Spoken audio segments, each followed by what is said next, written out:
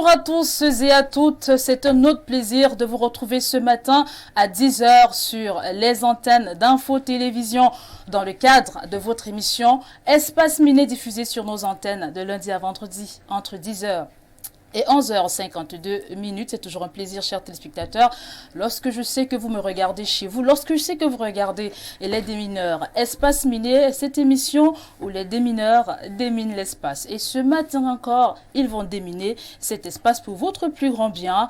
Espace Miné, c'est aussi 3 stations, la revue de la presse signée Théophile Vianibia, la dénonciation, une affaire de Bernardo Basson, lui il est déjà bien installé, et l'instant de l'analyse, cet instant où nos invités donnent leur avis sur la thématique. Justement, parlant de thématique, aujourd'hui, on pose une question, ou alors les démineurs posent une question sur la table. Quelle solution pour l'électrification du Cameroun? On en parlera pendant 1h52 minutes, vous le savez déjà, 1 heure de débat, d'échange, mais aussi d'interaction avec vous, car pour nous, vous êtes des téléspectateurs privilégiés. Et lorsque je dis cela, je m'en vais vous introduire le panel du jour. Et je vais commencer par notre premier panéliste. Lui s'appelle Germain Fils Ekat Dibobé. Il est opérateur économique et militant cadre du PCRN. Bonjour et bienvenue. Bonjour madame, bonjour à votre panel, bonjour à monsieur Niemek, que je retrouve parce qu'il est très célèbre justement dans la toile avec ses sorties. Bonjour à vos millions de téléspectateurs. Je suis ici dans le cadre du développement de l'électrification au Cameroun, un secteur qui pose énormément de problèmes et dont l'État généralement annexe des solutions souvent pas très appropriées aux problèmes que nous avons. Donc j'espère qu'avec votre panel, nous allons essayer d'élucider quelques solutions pour que nous ayons un peu plus un service public de qualité en ce qui concerne l'électricité. Merci beaucoup. Votre expertise nous sera d'un très gros atout ce matin lorsqu'on parlera de la thématique. Juste en face de vous, je vais recevoir notre invité permanent. Il partage le plateau avec nous de lundi à vendredi également. Lui, c'est Bernardo Basson. Bonjour et bienvenue. Bonjour Olivia, bonjour à tous les co-discutants ce matin. C'est un plaisir pour moi d'être là. Bonjour à tous ceux qui nous reçoivent du côté de Malmayo. Aussi, j'ai eu beaucoup de messages, beaucoup de retours positifs, beaucoup de charmantes demoiselles qui m'ont témoigné leur sympathie, leur amitié, leur affection particulière, malgré mes sorties de piste qui ont bien sûr... Il faut dire que je reçois souvent des messages après qui disent que mais Olivia, tu n'as pas lu mon message, pourtant je t'ai demandé de saluer Bernardo parce que c'est mon crush. Non, vous savez que, bon, sur les questions de crush, je ne vais pas revenir dessus. Vous savez quel est mon titre national. Je ne vais pas le repréciser sur les antennes d'Info TV, tout le monde connaît. Alors aujourd'hui, nous sommes le 6 du mois de juillet. Je ne sais pas trop comment formuler parce que les enfants nous regardent. Mais aujourd'hui, c'est la journée mondiale, internationale, je préfère le dire, du bisou. Voilà, bon, justement, du bisou. Parce qu'on aurait pu dire le baiser et ça aurait pu prêter à confusion. Donc on va célébrer la journée internationale du bisou aujourd'hui. Que les papas fassent beaucoup de bisous à leurs filles, les mamans à leurs fils. Bon, si un papa veut faire bisous à son fils, c'est sur la tête pour le bénir et pas ailleurs. Et que les hommes et leurs femmes, les femmes et leurs maris se fassent beaucoup de bisous également aujourd'hui. Mais entre hommes, il n'y a pas bisous, femme, il n'y a pas bisous. Il n'y a pas bisous. Non, il n'y a pas bisous. Même pour le bon, femme pour le bonjour, souvent, il n'y a pas bisous. Mais Iboto ne peut pas me faire bisous, je vais le regarder. Bon, et vous, Bernardo, vous faites bisous à qui bon, je fais bisous à maman Emilienne, qui me regarde certainement. Je fais bisous à maman Rebecca, à Douala qui me regarde. Maman Micheline, malheureusement, à qui je passe mes encouragements parce qu'elle a perdu sa maman très tôt ce matin. Ah, ok. Oui, c'est une maman à moi, et du côté de Niom. Et à toutes les belles personnes de sexe féminin qui me regardent. Aujourd'hui, à mes enfants à qui je fais plein de bisous parce que je les aime énormément. Ok, merci beaucoup Bernardo Basson pour votre entrée en matière. Bon, c'est vrai, je voulais vous laisser introduire, du moins nous parler de la journée mondiale du bisou. Je vais demander à Germain Fils-Ekat, est-ce que vous avez un bisou à faire à quelqu'un ce matin? Oh, particulièrement à mon épouse. Naturellement. Oui, à mon épouse. Et également à mes 2 charmantes filles que j'ai, mes princesses. Et à ma maman qui nous fait l'honneur d'être encore en vie à 89 ans. Merci beaucoup. En tout cas, moi, je fais plein de bisous à tous les téléspectateurs qui sont connectés ce matin. Maintenant, en face de vous, je vais accueillir Vireille Renaud Eboto. C'est aussi un habitué de nos plateaux. Il est analyste politique et écrivain. Bonjour et bienvenue. C'est un autre plaisir de vous avoir encore ce matin. Merci de m'accueillir sur votre plateau avec tous vos millions de téléspectateurs. Moi, j'enverrai mes bisous aux habitants de la ville de Bamenda. Bamenda, où je viens de passer 4 jours. J'ai été très surpris. Bamenda est une ville très accueillante. Bamenda et la région du Nord-Ouest, c'est l'une des plus belles régions du Cameroun. Je crois que si on enlève l'extrême nord, Bamenda devrait normalement venir en deuxième position. C'est-à-dire que vous avez des vues imparables là-bas sur le relief montagneux. La ville de Bamenda est très belle. L'on se croirait à un moment donné en Grande-Bretagne ou en Écosse lorsqu'on regarde le relief montagneux de cette ville. Donc, je passe mon bonjour à tous les habitants de la ville de Bamenda qui actuellement vivent ce que nous connaissons toujours. Mais avec le temps, ça a tendance à se décanter et je crois que le moment est propice pour l'État du Cameroun d'essayer de parler, enfin d'organiser une conférence, une Langophone Conference qui permettrait donc de détendre l'atmosphère de ce côté. Parce que les populations déjà sont prêtes, elles ont compris que en fait elles avaient pris la mauvaise option. Peut-être pour poser un problème réel, mais la mauvaise option a été choisie.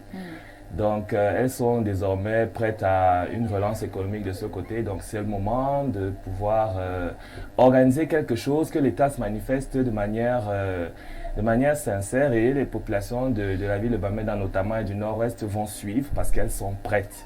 Je salue comme ça le secrétaire général de la région du Nord-Ouest, M. Basilekin, qui est un monsieur très intelligent.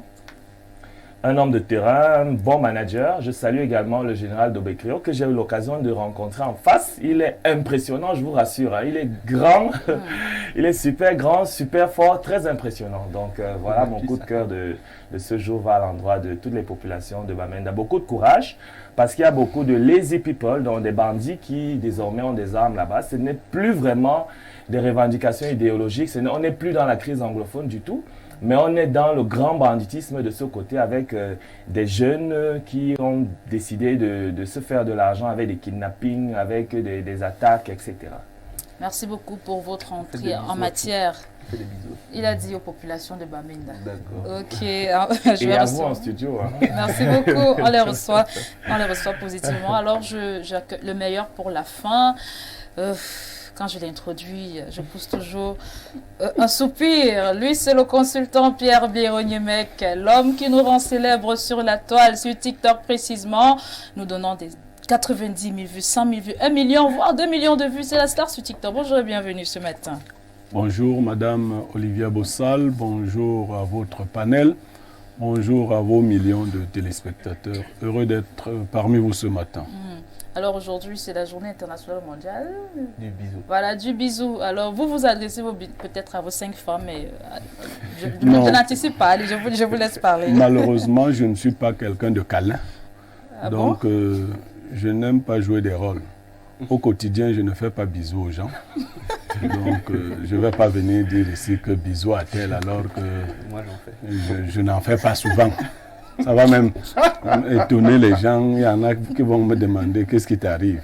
Bon, donc, je n'en fais pas souvent. Vraiment, je vous ai dit. Des sorties toujours fracassantes. Non, la vérité est bonne. Et même, je ne reçois pas le bisou de Eboto, qui nous a fait un bisou en studio. Non. Si je dois recevoir des bisous, c'est ceux des femmes. D'accord, moi je vous adresse donc plein de bisous ce matin. Je reçois les bisous. Par contre, je ne refuse pas les bisous, mais je n'en donne pas souvent. Voilà. Donc je ne reçois pas celui des Botos. Parce que ce soit bien clair. Entre nous, il n'y a pas de confusion. Je ne reçois pas son bisou. Merci Pierre Birognemec. Alors naturellement, la citation du jour. La citation du jour, si dans une contrée, vous trouvez que tout le monde repousse un homme avec un bâton, ne vous précipitez pas à l'arrêter avec vos mains. Ah, c'est vrai. Si dans une contrée, vous trouvez que tout le monde repousse un homme avec un bâton, ne vous précipitez pas à l'arrêter avec vos mains. naturel. Je suis d'accord. Je suis comprenez? parfaitement d'accord Ça avec veut dire que les gens de la contrée ont une bonne raison. Tout le monde le pousse avec le bâton. Effectivement. Ne dites pas que ah, moi je crois en Dieu, moi vraiment quand Je quelqu'un vais- est comme ça, non. Ça veut dire qu'ils ont vu quelque chose que vous n'avez pas encore vu. Ok. Donc on n'a pas dit ne le toucher. Ne vous précipitez pas. Voilà. Donc, il faut prendre du recul avant Mhm. justement de vous ouvrir à cette personne-là. Voilà, c'était la dernière carte des présentations, chers téléspectateurs. Je vous propose de prendre mon premier coup de pinceau et de se retrouver sur ce plateau. C'est l'instant de l'actu presse et vous le connaissez déjà. Il est déjà bien installé, l'homme de la revue de la presse, Théophile Vianibia. Je l'appelle très affectueusement TVB. Bonjour et bienvenue. Merci, bonjour Olivia Bossal, bonjour à votre panel, bonjour également à toutes les téléspectatrices que je retrouve fièrement ce matin, bonjour également aux téléspectateurs. Merci à Théophile Vianibia. Avant de vous introduire pour la revue de la presse, aujourd'hui c'est la journée mondiale du bisou.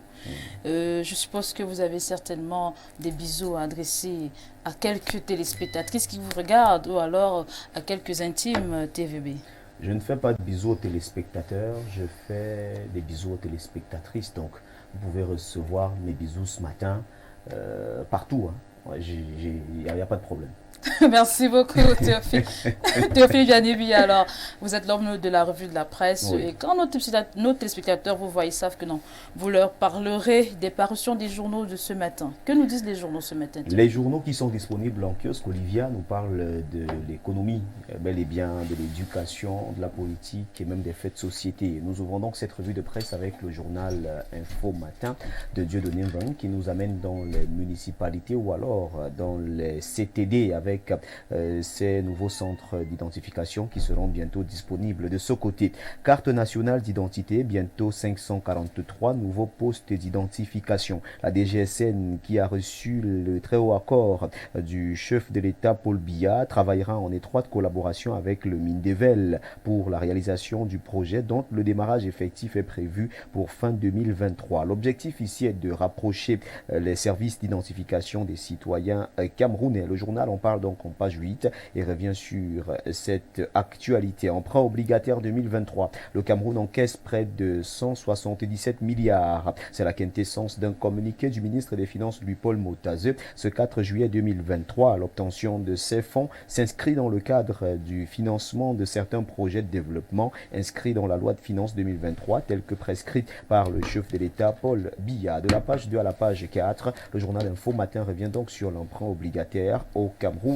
Le témoin de Francis Bonga qui est en kiosque parle également de cette même actualité au BAT1, emprunt obligataire 2023. La signature du Cameroun reste crédible. C'est ce que nous dit le journal Le Témoin en grande une. On parle Serail. À Tanganji obtient la tête du général de division Gambou. C'est ce que nous dit le journal Le Témoin en grande une. Alors que tout le monde pensait que l'affaire tournait toujours sur l'église, un décret du président de la République rendu public ce 5 juillet fait admettre le général en deuxième section, une expression dans le jargon militaire qui sert à désigner un officier sans pouvoir aucun et donc presque mis en retraite. La météo parle également de cette même actualité et nous la présente en principale une. Ministère de la Défense, Esaïe Gambou signe son arrêt de mort. Le général de division a précipité son envoi en deuxième section à travers un décret du président de la République, chef de l'État, chef des armées ce 5 juillet. Et le journal La Météo revient donc sur la réaction d'Esaïe Ngambou dans une église. Je suis général toute ma vie. Vous êtes là pour nous protéger. Nous ne voulons pas la guerre dans ce pays. Nous avons protégé ce pays. Donc je souhaiterais que, avec le tact que je vous connais, que vous puissiez attirer son attention sur les envolées lyriques qu'on utilise à l'endroit d'un citoyen ordinaire. On ne m'a jamais traité de cette manière et j'aurai l'occasion de le rencontrer. J'espère qu'il sera encore là. Le journal en parle et il revient donc sur cette actualité en page 3. Armée camerounaise, général Ngambou, l'odeur d'une sanction. C'est la une du journal La Nouvelle Expression qui n'a pas loupé cette actualité et qui nous nous la présente ce matin en page 3. Mutation n'est pas en reste. Et le journal de Georges Alain Boyomo, titre en grande une, Esaïe Ngambou, l'hôtel du sacrifice. Le général de division a été admis en deuxième section par décret présidentiel. Une décision qui intervient après sa sortie musclée en pleine église contre le ministre de l'administration territoriale, Paul Atangandji. On en parle en page 7 du journal Mutation. Prenons à présent le journal de Carole Tamba. Il s'agit bel et bien du journal de Drapeau qui parle également de ce duel entre Ngambou et Atangandji. Paul Biya a tranché, c'est ce que nous dit le journal Drapeau. Le général de division Esaïe Ngambou, suite à ses critiques envers le minat Paul Atangandji, il y a 4 jours, est mis à la retraite par un décret du président Paul Biya. Les motivations et les conséquences de cette décision suscitent des réactions intenses. Le journal parle donc de ces réactions ce matin en page 4. Game over, c'est la une du journal L'Info à chaud qui revient également sur la sortie musclée du général Esaïe Ngambou à l'égard du minat. Retour aux sources, Kylian Mbappé au Cameroun. Le journal nous le fait savoir en page 8. C'est bel et bien la grande une du journal Le Jour d'Aman Mana, qui parle également de la visite de Kylian Mbappé au Cameroun. Kylian Mbappé à Yaoundé, le journal Le Jour revient plus précisément sur les enjeux de cette visite en page 8. Fédération camerounaise de football, les clubs amateurs exigent la démission de Samuel Eto'o. Le journal revient également sur cette affaire en page 9. Le messager de feu Pius Ndiawe, qui est disponible en kiosque, parle de Denis Emilien à Tangana en attendant le changement. On revient donc sur la réaction de Denis Emilien à Tangana en page 10. Seraï, homme de l'ombre, homme d'influence, redoutable et redouté, travailleur écarté de la lumière, ces hauts commis de l'État font et défendent le quotidien d'un régime qui tente de se faire bonne figure. De la page 3 à la page 4, ces hommes sont donc présentés au journal Le Messager de feu Pius Ndiawe. Le point bi-hebdo, ce bi-hebdomadaire d'analyse, d'enquête et d'information générale s'intéresse à la BEAC ce matin. Abbas Mahamat Toli, recrutement défiant et narguant. Le gouverneur de la Banque des États de l'Afrique centrale, dont le mandat tire vers la fin, fait feu de tout bois pour passer en force un recrutement des agents d'encadrement viciés. Un entêtement qui mettrait N'Djamena dans l'embarras. On est là en pleine défiance. D'après ce que nous dit le journal Le Point bi-hebdo, qui revient également en page 5 sur la célébration du 10e anniversaire de ce journal qui s'est donc célébré avec allégresse et en toute convivialité. Émergence nous amène dans les régions du nord-ouest et du sud-ouest, plus précisément dans le nord-ouest. Nos eaux, les populations dans le chaudron des belligérants. L'ONG Amnesty International accuse l'armée et les séparatistes anglophones d'avoir commis des atrocités envers les civils dans la région du nord-ouest, une des deux proies en proie à la sécession. Le journal parle donc de cette actualité et présente le climat qui règne du côté de la région du nord-ouest en page 3. Cameroun Tribune, le quotidien bilingue gouvernemental, s'intéresse à l'orientation budgétaire. Par ici, le débat dans le cadre de la préparation du prochain exercice budgétaire et des perspectives économiques de l'État pour la période 2024-2026. Les grandes orientations proposées par les pouvoirs publics seront en discussion ce jour entre le gouvernement et les parlementaires. Parlons de l'Antique qui déploie donc ses tentacules du côté de Kribi. Déploiement entrepreneuriat, l'Antique se tourne vers Kribi. On nous fait donc savoir que de ce côté, l'Antique a donc formé le personnel des administrations publiques et c'est bel et bien le journal La Primeur de l'Info Plus qui en parle ce matin et qui revient avec l'actualité concernant l'Antique qui a donc formé plusieurs personnels du côté de la ville de Kribi. Même son de cloche pour Eco News qui parle également de cette actualité et revient sur la cybersécurité. L'Antique sécurise Kribi, c'est ce que nous dit le journal de Pascal Dibamo. Nous refermons cette revue de presse avec Eco Santé de Joseph Mbengoum qui s'intéresse aux odeurs vaginales. L'ennemi intime des femmes. Les odeurs vaginales sont donc présentées ici comme étant l'ennemi intime des femmes. Vaccination rougeole et rubéole. Les enfants de 9 mois à 5 ans ont reçu des doses hier. On revient donc sur la campagne de vaccination qui a été lancée hier et qui va s'étendre jusqu'au 9 juillet 2023. Mesdames, messieurs, c'est avec cette actualité en santé que nous refermons dans cette deuxième partie de la revue de presse sur Info TV ce jeudi. Merci de nous avoir écoutés, merci de nous avoir regardés. C'était bel et bien la revue de presse Acte 2 avec Théophile Vianney Billa. Appelez-moi TVB si vous le désirez. Merci Olivia, merci également à votre panel. Merci à vous pour cette brillante présentation de la revue de la presse. Alors je vous propose quelque chose, vous nous restez encore quelques temps, le temps pour vous de nous donner les faits majeurs qui seront traités aux 19h et 20h ce soir. Au 19h et au 20h ce soir, on reviendra sur le décret du chef de l'État Paul Biya, parlant bel et bien du général de division Esaïe Ngambou, pour essayer de prendre ici la réaction des populations, des citoyens camerounais sur cette réaction du président de la République. On nous fait savoir qu'il a tranché l'affaire. On va donc essayer de nous rapprocher des populations qui nous donneront certainement leurs avis divers sur cette actualité qui fait couler beaucoup d'encre et de salive. On va également parler de cette autre actualité pour revenir sur la période des vacances, avec plus précisément les cours de vacances, parce que le constat est fait depuis sensiblement 2 à 3 semaines aujourd'hui. Des élèves vont toujours à l'école, certains élèves vont toujours à l'école et même en tenue, ce qui attire notre attention pour essayer de nous interroger sur le bien fondé de ce qu'on appelle ici entre guillemets les cours de vacances. Est-ce que ces élèves qui vont toujours à l'école jusqu'à cette période n'ont pas également droit au repos? La rédaction d'Info TV s'intéresse donc également aux cours de vacances pour essayer de voir qu'est-ce qui motive les parents à envoyer les enfants à l'école en cette période dédiée aux vacances. Quelle est l'appréciation faite par les pédagogues lorsqu'on sait que ce sont les pédagogues même qui ont décidé et qui ont vu juste en disant que les élèves peuvent aller à l'école pendant 9 mois et se reposer pendant 3 mois. Maintenant, ce repos, certains élèves ne bénéficient pas de ce repos. Quel est véritablement, comment comprendre ce phénomène qui monte de plus en plus? Parce que de plus en plus, on se rend compte que les parents encouragent les enfants à aller faire des cours de vacances pendant la période de vacances. Donc, on en parle tout au long de nos éditions des journaux ce soir. Entre autres actualités, voilà ce qu'on pourra servir aux téléspectateurs ce soir. Merci beaucoup Théophile Vianney-Biya pour toutes ces précisions. Je rappelle que vous êtes rédacteur en chef à la rédaction centrale d'Info Télévision. TVB, on va prendre rendez-vous demain 10h. Lorsqu'il sera 10h, très bonne suite d'émission à vous et ainsi qu'à votre panel. Avec le même plaisir, je vous laisse regagner la rédaction. Merci. Le temps pour moi de revenir sur cette actualité. C'était une titraille de la météo lorsque vous présentiez la revue de la presse. La météo qui titrait Ministère de la Défense, Esaïe Ngambou signe son arrêt de mort. Le général a voulu défier le MINAT et le MINAT a finalement eu raison de lui en 48 heures. Votre analyse, Pierre Bironimek, étant donné que la caméra est sur. Bon, depuis hier, ça circule sur les réseaux sociaux, ça se discute dans les chaumières. Effectivement. Mais depuis dimanche, déjà, nous avions cette image, cette vidéo devenue virale sur les réseaux sociaux qui montrait le général Ngambou Esaïe envoyant des menaces au MINAT. Mais là, je vais donner mon analyse personnelle. Parce que vous savez, je n'aime pas suivre ce qui s'impose à la pensée commune.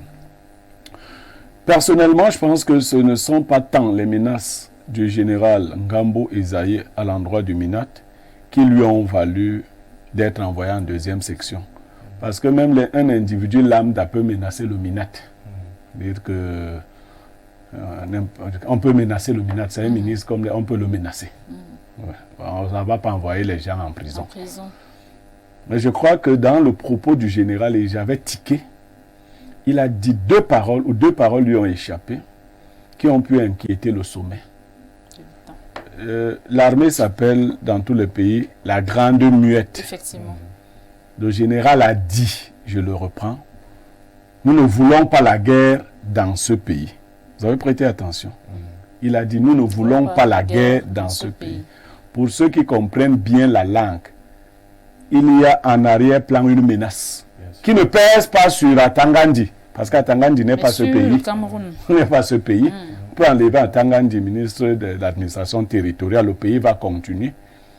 Nous ne voulons pas la guerre dans ce pays. Nous avons protégé ce pays, comme pour dire qu'il a été récompensé pour ce qu'il avait fait, pour ses œuvres. Or, Paul Biya estime que ce n'est pas parce que tu as tant fait qu'il te récompense. C'est lui seul qui sait pourquoi il récompense les gens. Donc moi, ça c'est mon analyse. L'expression venant d'un militaire, un officier général, parce que vous direz à vous, les généraux ne sont pas des officiers supérieurs. Ils sont des officiers généraux. Les officiers supérieurs, ça s'arrête à colonel. On appelle les généraux des officiers généraux. Un officier général qui prend la parole, parce que peut-être vous ne connaissez pas les pouvoirs d'un officier général. Ah ça? Et il est général de division, c'est-à-dire l'un des grades les plus élevés dans l'armée camerounaise. Ça veut dire que Ngambou Ezaïe peut mobiliser. Des troupes? Oui, il peut mobiliser.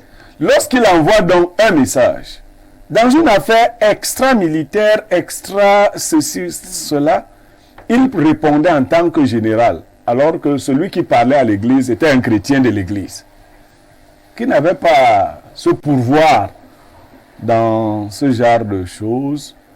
Il peut défendre la cause de la faction à laquelle il appartient, sans mettre en exergue sa qualité de général de division.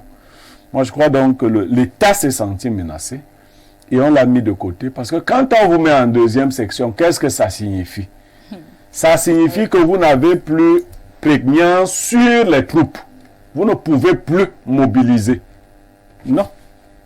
Vous ne donnez plus des ordres directs. Vous êtes entre guillemets en retraite. En retraite. Vous êtes là-bas. Retraite On vous anticipée. traite d'une certaine manière, mais vous n'avez plus des gens sous vos ordres que vous pouvez mobiliser directement. Effectivement. Et je crois que dans la logique du chef de l'État, qui n'agit pas souvent vite, les gens ne font pas attention, mais que les Camerounais retiennent que dès que le président entend que ça concerne sa sécurité, il n'attend pas.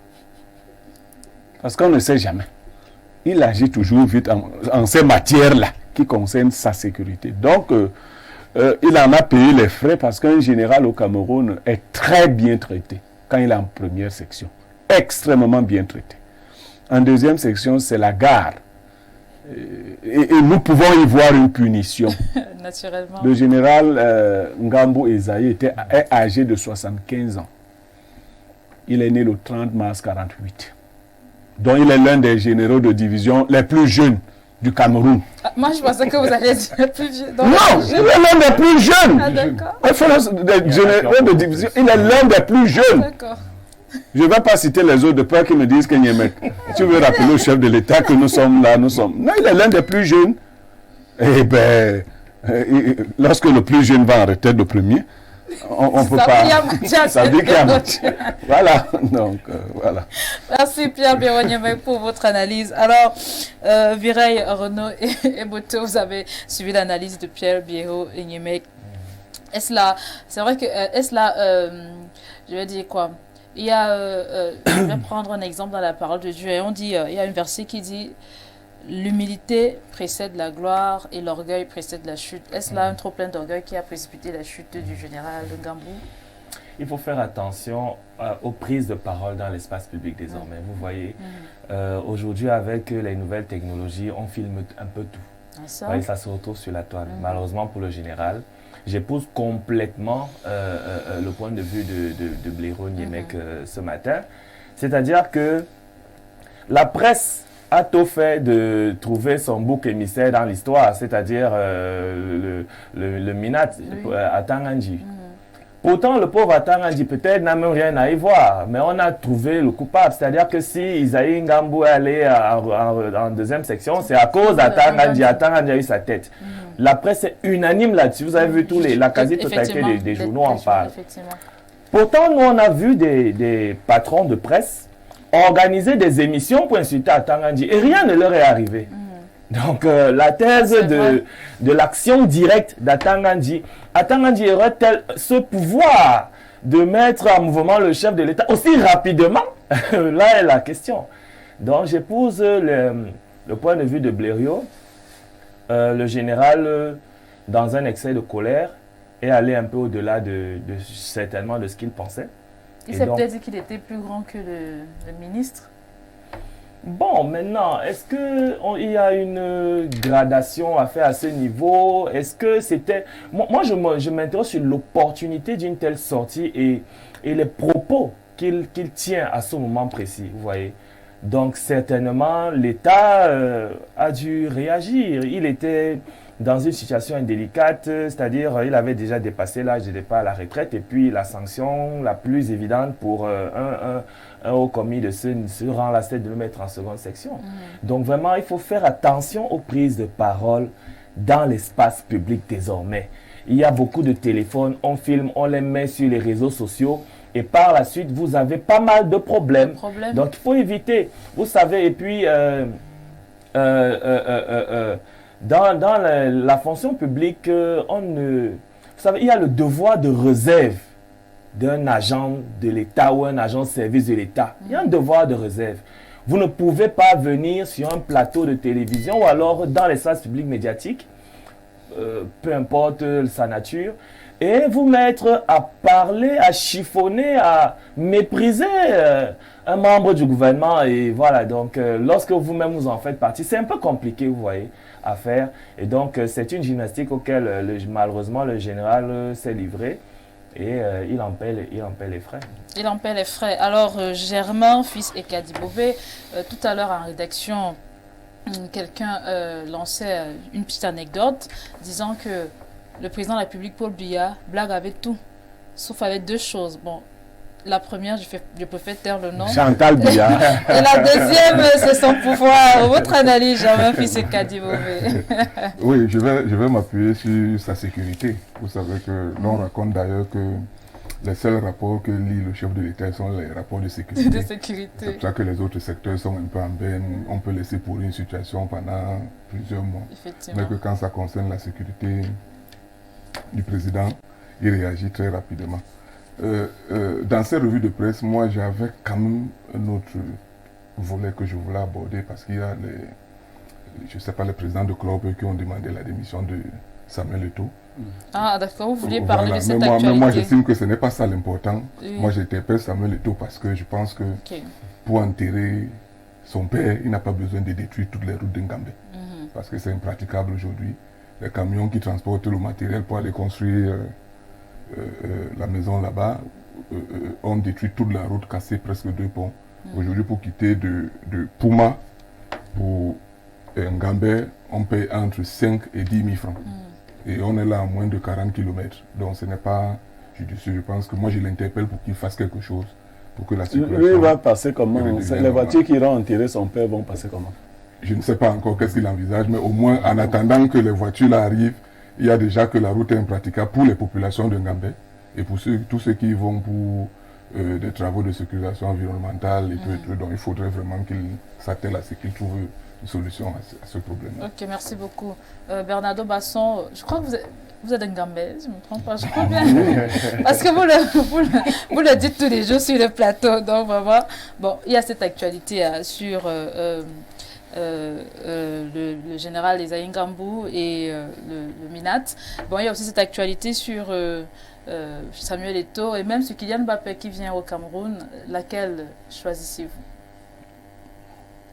Pour moi, Ngambé, c'est 53 km. Ok. Le monsieur a dit 40. Bon.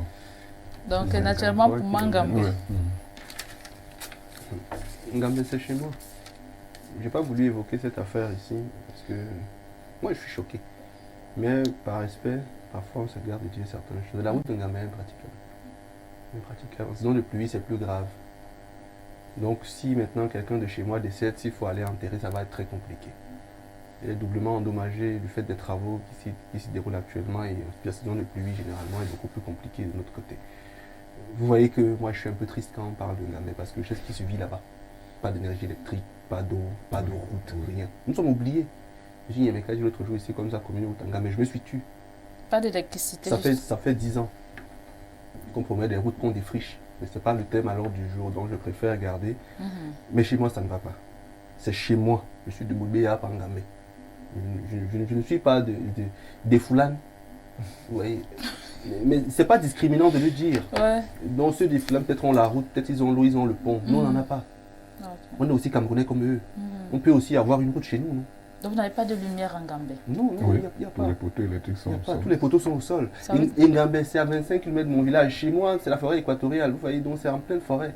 On ne sait même pas si... Je pense qu'en 2011, le courant est passé là une fois. Et depuis, c'est très compliqué. Peut-être ce sont les sorciers qui ne veulent pas que vous ayez de Absolument la pas, lumière. Absolument pas.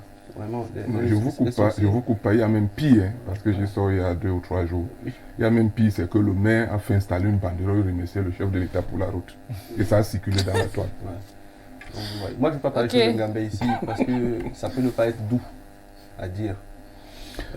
Concernant... Vous allez organiser une émission pour pleurer le cas de votre village. Vraiment, je t'apporterai Madame Bossal, vous allez leur organiser une émission, ils viendront pleurer Ngambé. Parce qu'en même temps, on appelle quand même Eto aussi Longabé, non? Oui, l'un de ces noms, non? Quand les Invents sont venus ici pleurer leur terrain pour le MINDEF, on était solidaires d'eux, non? On les a accompagnés dans leur mouvement, non?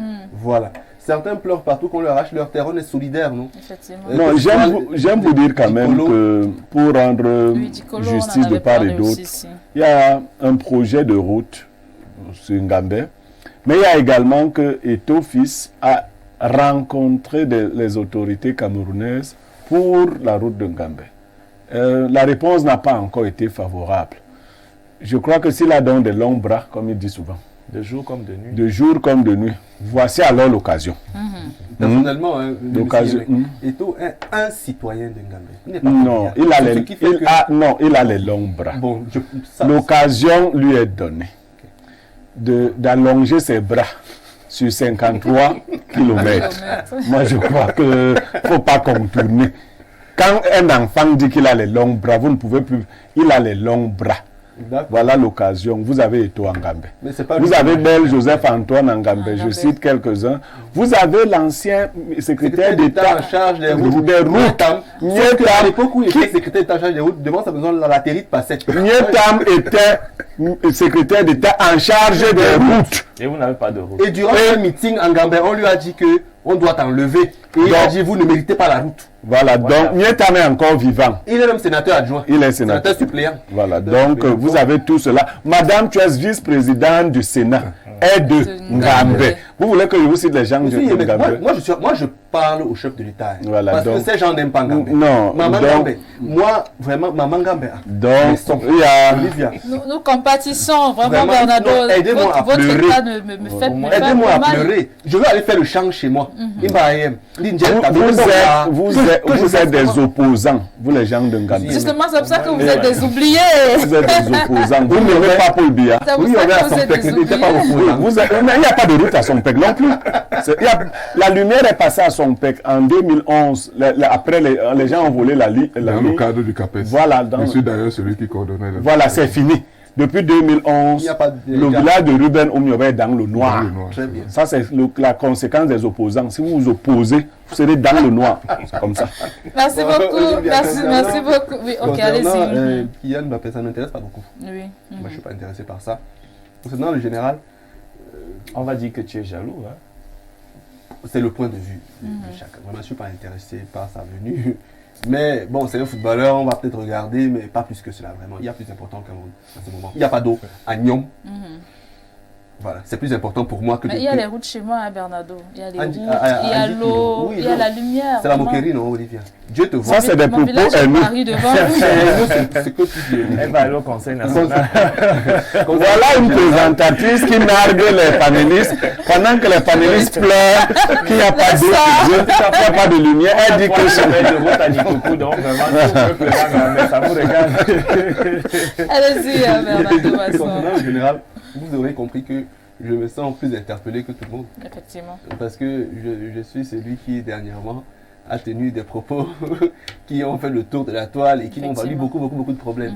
Donc je pense que le général est peut-être allé beaucoup plus loin que moi. Parce que moi, je suis allé... Il a fait fort, comme on dit au quartier. Je suis allé loin, ça a créé beaucoup de problèmes. Il est allé un peu plus loin.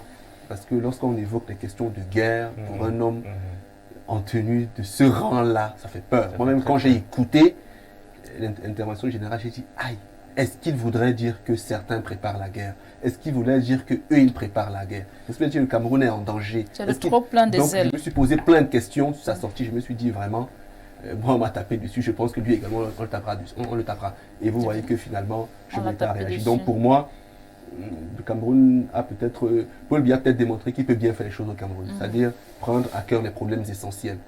Mais parmi ces problèmes, vraiment, qu'ils comprennent que Ngambé n'y a pas la route. Paul Biya a démontré que bel et bien, c'est lui qui dirige encore le Cameroun. On va prendre ces quelques avis des téléspectateurs avant de prendre Mon premier coup de pinceau. Bonjour Olivia, bonjour Monsieur Niemek et tous les autres panélistes. N'oublions pas que Monsieur Antanganji est depuis plusieurs années président du Conseil de sécurité de notre pays. Il pourrait avoir d'autres informations que nous n'avons pas. C'est Alassa qui nous écrit depuis le quartier Ngousso. Bonjour à vous sur le plateau, vrai de chez vrai. Je suis un originaire de Ngambé. Des Saints, vraiment c'est catastrophique, surtout par la colline Ikan, qu'on pense aussi au Bassa. Monsieur Mbeng, c'est lui qui signe le message ce matin. On n'appelle pas pendant l'émission, s'il vous plaît. Bonjour, espace miné, très ravissant ce matin. Ce décret du président de la République, prière concernant le général de division Gambou, n'est pas signé de lui. C'est pas le président qui a signé ce décret, c'est une signature scannée. Voilà la même chose qu'on avait fait au professeur Pascal Charlemagne Messanga au RDPC. Les fraudeurs ont encore fait leur travail. C'est Christophe qui nous écrit depuis Oja. Mais le président n'est pas encore mort. Il peut dire que ce n'est pas moi qui ai signé ça. Effectivement. Donc vraiment, il faut qu'on arrête. Il est là. Qu'il dise que ce n'est pas moi. Bonjour la merci, pardon, tu vas dire qu'il y a l'eau et la lumière comme ça, on va nous oublier à Bafia. Il n'y a pas d'eau, nous avons les jeux de lumière de grâce. Laissons passer aussi à nous, c'est le Bafia qui signe le message. Bonjour le plateau, la route de Ngambé est toujours dégradée, difficilement praticable en saison pluvieuse. Maintenant, si vous sollicitez Samuel pour qu'il fasse plus pour Ngambé, soyez sérieux. La route de Ngambé est un projet qui tient à cœur à Samuel. Il a donné beaucoup d'argent pour l'hôpital de Ngambé. Les génies ont détourné, toutefois et peu. La route sera aménagée pour le bien-être des populations de Ngambé. C'est Niemek PH Ndjangi qui nous écrit depuis Boumniebel. Bonjour le panel. N'oubliez pas que Kylian Mbappé est un fervent défenseur des LG. Donc sa venue n'est pas anodine.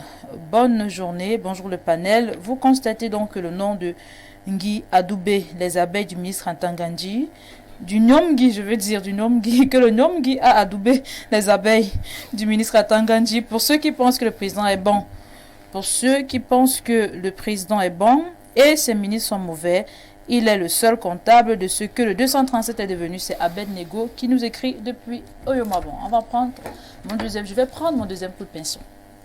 Tout sur le plateau, l'actu presse est fini. Pierre Biron-Niemek, maintenant c'est le temps de la dénonciation. Et l'homme de la dénonciation est déjà bien installé. Bernardo Basson, qu'est-ce que vous dénoncez ce matin? Les choses qui se disent en dehors de l'émission, comment vous les ramenez ici? Je n'ai pas ramené. C'est que la façon de dire est toujours quand même assez étrange. Aujourd'hui, on dénonce une situation brève et ponctuelle. J'ai été interpellé il n'y a vraiment pas longtemps par un monsieur, c'est adossé à la thématique d'ailleurs du jour, qui nous fait comprendre que depuis le mois de mars, il s'est rendu dans les services d'Eneo. Il a payé ce qu'il devait comme droit pour avoir l'installation chez lui d'un compteur prépayé. Et du 3 mars jusqu'à aujourd'hui, il n'y a jamais eu d'installation chez lui. Il s'y est rendu plusieurs fois déjà, et ceux qui sont chargés d'installer lui demandent à chaque fois de donner de l'argent pour qu'il vienne faire, parce qu'il a payé ce qu'il fallait à la caisse. Le système de corruption forcément se met en marche. Et il a payé par sa fille Mbezele. Donc le monsieur vient se plaindre de ce que... Mais pourquoi est-ce que depuis des mois, il n'a pas d'énergie chez lui, alors qu'il a payé ce qu'il faudrait pour avoir le compteur installé chez lui? Donc ce matin, il faudrait que les démineurs en parlent. On va nous entrer dans la thématique du jour. Voilà, justement, ça cadre avec la thématique du jour, monsieur Germain, fils Ekat. C'est le propre des employés des Néo, des techniciens des Néo. Vous payez à la caisse. Et lorsqu'on veut venir vous servir chez vous, alors venir vous rétablir, voilà, c'est ça le mot. Ils vous demandent toujours soit de gérer le transport, soit je ne sais pas trop de quoi, de leur donner un pourboire. Vous voyez, le problème de la société camerounaise, c'est que la majorité des citoyens sont soit corrupteurs, soit corrompus. Parce que généralement, quand vous avez une situation comme celle-là, vous savez chez qui vous devez vous rendre. C'est comme quelqu'un qui veut le poisson et qui s'en va, au lieu de laisser les antennes qui sont agréées pour vendre du poisson, ça va retrouver le vendeur de tomates en bordure de route et lui dit je veux le poisson, pour que le vendeur de tomates aille lui acheter le poisson dans des enseignes. C'est exactement cette figure-là. Quand vous avez un souci, il est préférable de vous rendre directement dans les services des milieux. Par exemple, le monsieur, s'il va rencontrer directement l'agence compétente ou alors la délégation commerciale compétente, le délégué commercial lui-même, à l'instant, en présentant ses papiers, on saura qui n'a pas fait quoi et qui devrait faire quoi. Généralement, dans ce cas de figure-là, c'est que c'est vrai, il a payé, mais le matériel n'est pas encore disponible. Ou même quand il est disponible, avec les compteurs prépayés, il y a ce qu'on appelle le code d'activation. Dès que l'application est en panne, vous pouvez faire 2-3 mois, vous n'avez pas de code d'activation. Donc, on peut vous installer un compteur et ne pas l'activer. Et le service Eneo, qui est celui de la fraude, lorsqu'on vous installe un compteur, qu'on ne l'a pas activé, que vous êtes mis en direct, et immédiatement derrière, ils viennent vous adosser une facture fraude.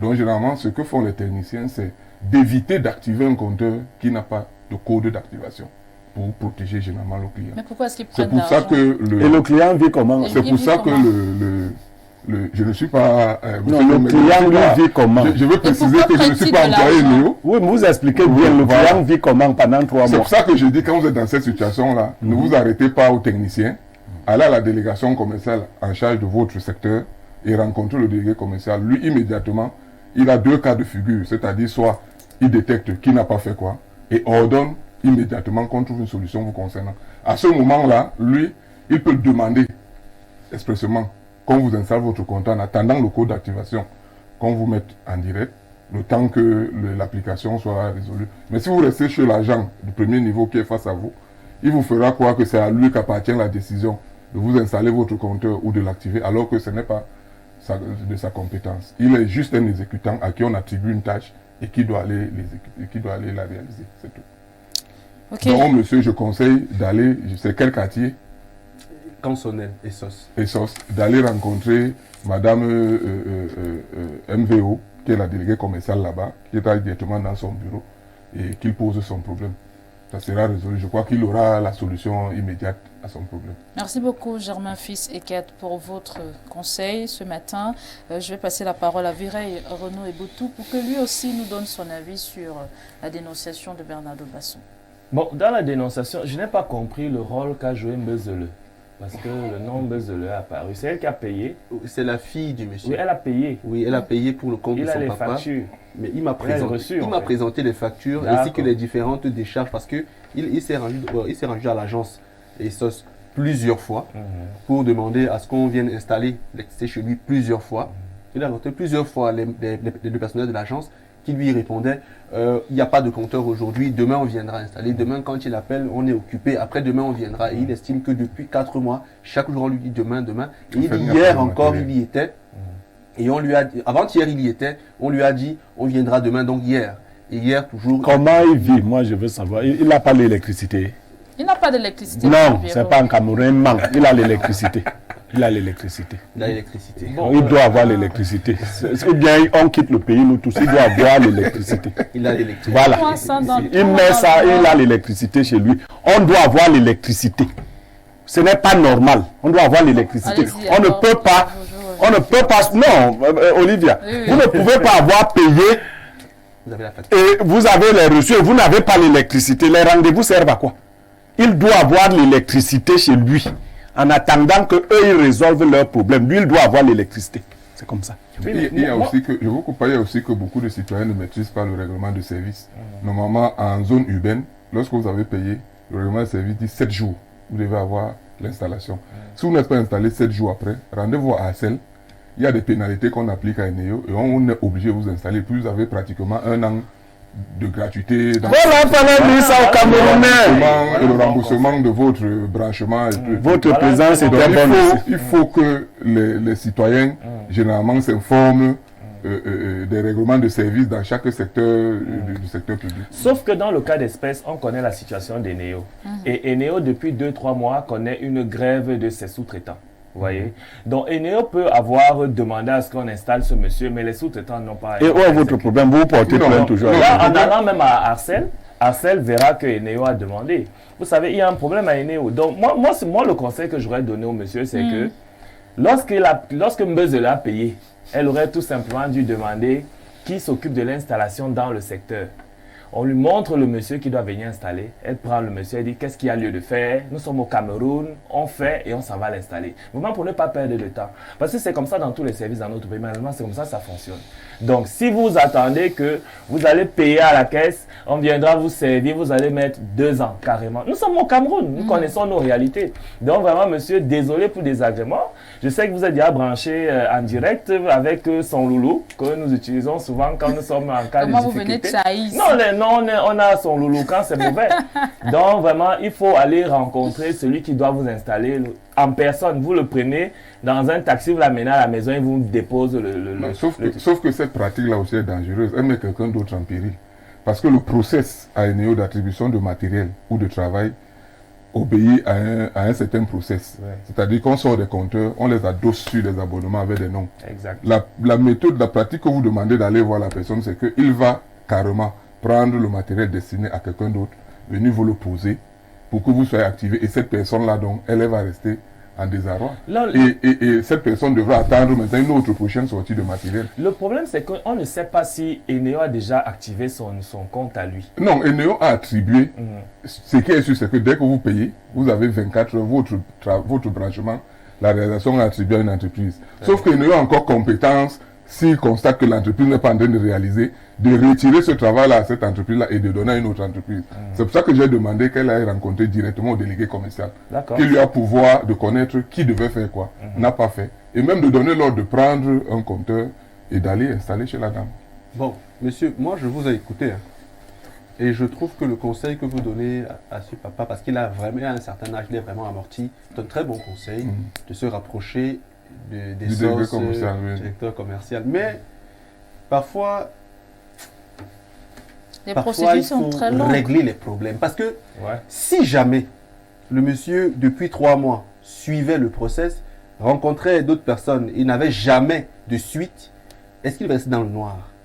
Moi, je lui ai dit ceci, vraiment, je vais parler de son cas à la télé, on va prendre des avis. Qu'il rencontre la dame, c'est bien. Mais en attendant, il est branché en direct. Et il ne paye pas ça. On savait. Si Il on n'y vient a avec pas un la... comptage à la fin, donc il ne peut pas payer. Non, on peut venir avec la fraude, comme ça Mais c'est la souvent fraude le sera cas. adossée à quel client? On ne sait justement pas. Non, on ne peut pas Parce l'adosser que- une fraude. La D'accord. fraude est adossée à un client qui a un comptage et D'accord. qui a un Donc, contrat. moi, ça me rassure parce que des fois, je vois les agents arriver dans des quartiers et dire tu es branché sur le poteau, tu vas payer la fraude, tout ce que vous voulez. Moi, comme ça, je ne paye pas. Parce que j'ai payé à la caisse, je dois avoir mon abonnement, je ne l'ai pas su 4 mois. Je reviens tous les jours, vous ne me payez pas. Bon, il va aller voir la dame, comme vous avez suggéré, je pense qu'il va le faire. Mais son branchement qu'il a là, il dorme tranquille en attendant qu'on Eneo l'installe chez lui. Moi, c'est ce que moi je peux dire. Oui, mais on peut Et pas si on vient avec une facture de fraude, il va encore dénoncer ça. Et il ne paye pas ça. Ça arrive. Il y Pourquoi va le aussi, monsieur il y n'est va pas aussi même de branché? Kamwata. Les Camerounais également, le problème avec Kamwata. Certains payent les abonnements, mais Bien ils n'ont sûr. pas d'eau. Donc du coup, ils se branchent en direct sur les plombiers savent le faire dans les quartiers. Vous voyez, en attendant que les compteurs soient attribués. Donc moi, je donne une solution vraiment pratique. Allez voir celui qui branche, vous lui dites que frère, on fait comment et puis c'est terminé. Vous ne m'avez pas encore donné la C'est un loulou. De- Bon. Allez-y, Pierre Biron-Yemek. Donnez aussi votre avis sur la dénonciation de Bernardo Basson, qui interpelle tout le monde parce que justement, c'est le quotidien de beaucoup de Camerounais. C'est vrai que ce pays nous amène à devenir tous des brigands. Des bandits, Des carrément. brigands. C'est-à-dire que vous voulez si bien faire les choses. Mais Vous voulez être un sujet moral. Mais aucune condition ne vous est donnée pour être un sujet moral. Vous qui décidez de ne pas vous brancher en direct, il n'y a pas de... À Eneo, personne n'a des sentiments humains, ainsi de suite, on ne viendra pas. Ceux qui n'ont pas encore payé, parce que moi j'ai grandi dans un quartier malfamé, Vogada, tu as ton compteur, tu as tous les problèmes du monde, mais toutes les autres maisons de mon voisinage n'ont pas de compteur et elles sont branchées. C'est ça que vous vivez. Et quand les gars de Néo arrivent, ils voient ça, c'est une corruption à ciel ouvert. Non, je ne suis pas d'accord avec Eboto qui comprennent les agents. Il ne faut pas encourager les gens à faire ce genre de choses. J'apprends, comme tout le monde, je viens d'apprendre qu'on peut se rapprocher d'Arcel. effectivement. Là, vraiment, voilà un moyen de pression. 7 jours seulement. Ça, je supporte 7 jours. Passer 7 jours en zone urbaine, Arcel me donne une autorisation qui fait qu'on va punir, on va... Oui, ils vont Interpellé. Néo en impliquant les indemnités liées au Et moi, contrat de concession. je vais me retrouver en train de jouir de l'électricité pendant Pendant une un bonne... an. C'est bien. Si tous les Camerounais qui souffraient faisaient comme ça, je crois que Eneo allait fermer seul. Mais si ça marchait vraiment comme Non, ça doit marcher. Parce Je que crois. c'est ça, on est dans un contexte Non, mec. Ici, les procédures sont très compliquées. Vous allez arriver à Arcel, vous allez déposer le dossier, vous allez me rencontrer la personne qu'il faut rencontrer. Ouais. Mais après, dès que vous tournez le dos, on a déjà mis le dossier sur Non, la non, table. je crois savoir. Arcel, hein. non. Je crois Mais savoir. on va pas passer Non, le bien sur les sûr. sous-traitants. non, si Non, vous- je dis non, Arcel, je vous assure, quand un secteur marche bien, Arcel marche bien. Si le truc de l'ART marchait aussi bien qu'Arcel, non, c'est qu'en fait les gens ne portent pas suffisamment plainte à Eneo. Je vous assure, j'ai plein de cas de gens qui ont eu gain de cause sur Eneo. Ils sont non. Donc allons à Arcel, nous tous, à Arcel, tout le monde. Harcelons Eneo à Arcel. Oui, vraiment, il faut harceler. Non, On va c'est harceler Eneo à Arcel. c'est des services sociaux de base. En plein 21e siècle, les gens payent. Non. Quand on rentre dans le système de la corruption, qui perd finalement? À la fois les citoyens, l'État et C'est ça. tout le monde. C'est ça.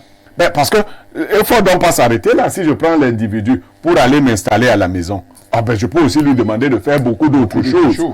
Vous voyez? Non, il ne faut pas. Et puis, finalement même, qu'est-ce que cet État nous donne? Qu'est-ce qu'il nous donne?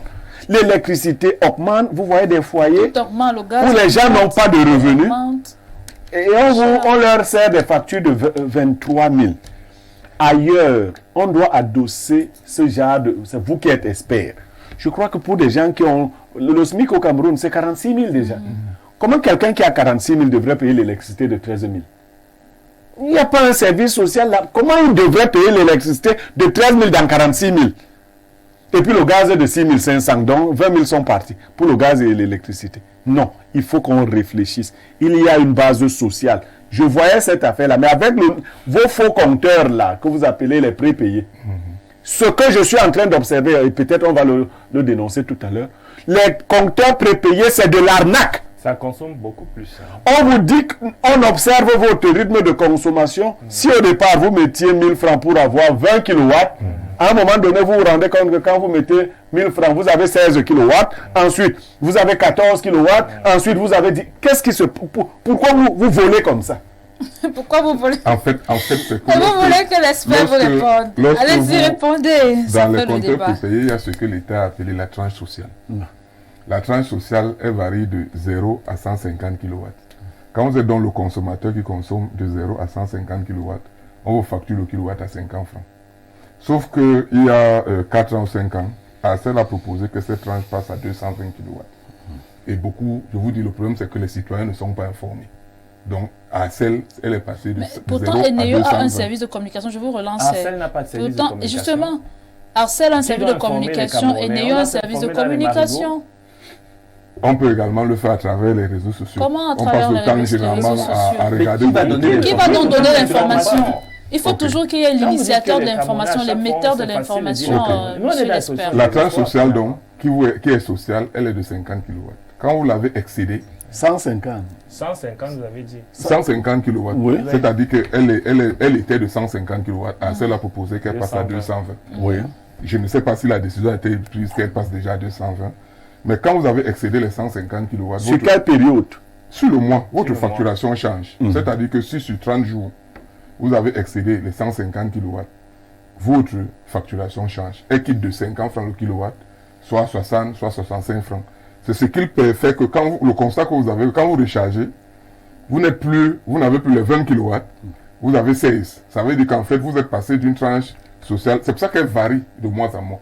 Si le mois suivant, vous redescendez dans les moins de 150, quand vous allez recharger, vous avez les 20 kW.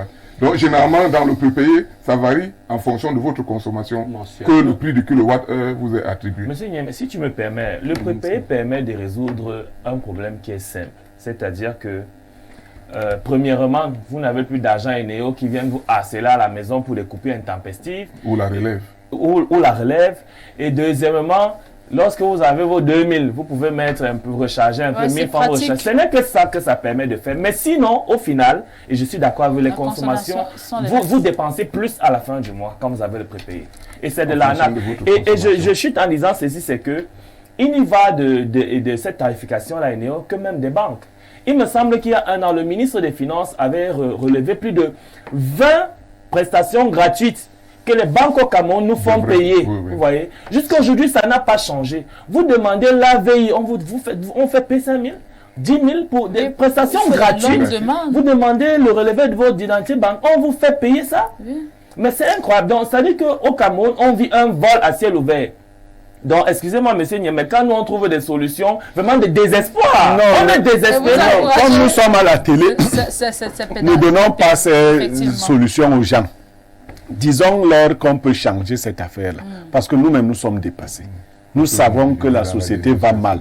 Mais ne leur disons pas de résoudre les problèmes de cette façon parce que nous aggravons le phénomène. Parce que quand vous finissez de dire à l'agent des Néo, l'agent de police qui est dehors là, il va vous dire que mais, vous avez commencé là-bas. Vous savez, un jour, je rentrais dans un car de transport et un pasteur était assis devant. Madame Olivia, l'agent de police interpelle le car et l'agent de police demande de l'argent au chauffeur. Le pasteur se mêle de l'affaire et il dit à l'agent de police, comment tu demandes l'argent quand tu me vois là? L'agent de police répond au pasteur que là où tu étais fait la messe, tu n'as pas pris l'argent. C'est incroyable. Merci beaucoup. On prend ces quelques messages des téléspectateurs. Il y a toute une thématique qui est réservée justement pour l'électricité au Cameroun. Bonjour. Les panélistes, Monsieur Ekat nous a bien édifié sur le prépayé. C'est Lucien qui nous écrit depuis le quartier Palmier à Douala. Bonjour Olivia, le général a été sanctionné. Mieux de lui, il est général à vie et ose menacer la sécurité de tous les citoyens. C'est un putschiste. C'est Robert Denium qui nous écrit ce matin.